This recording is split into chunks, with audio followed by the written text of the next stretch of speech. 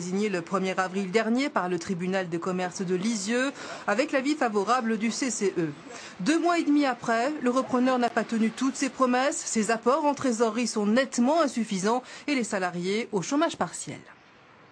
Alors, on est en chômage partiel dans les 15 jours qui viennent parce que c'est dû principalement justement à l'état de la trésorerie, puisque pendant 15 jours, on a une direction qui n'achètera pas de bois, qui n'achètera pas de colle, qui ne payera pas de charges sociales, etc. Les salariés vont recevoir 80% de leur salaire brut pendant ces 15 jours de chômage partiel. Leurs primes sont maintenues.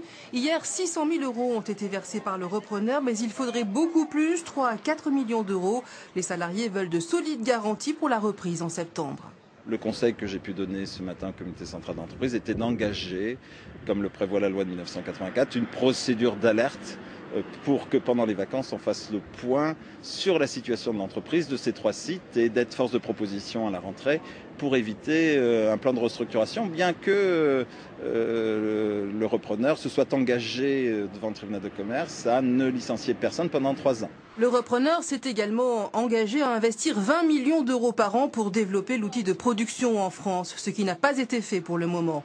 Il affirme cependant qu'il tiendra ses engagements et qu'il n'y aura pas de dépôt de bilan. Le représentant de l'actionnaire, qui est le directeur général, M. Léou, se sont mis d'accord pour essayer de joindre M. Zhang et nous devrions normalement aboutir sur une garantie qui va apporter de la trésorerie. Les problèmes de trésorerie seraient liés à des difficultés de transfert d'argent entre la Chine et la France. Un plan d'investissement devrait être présenté en septembre.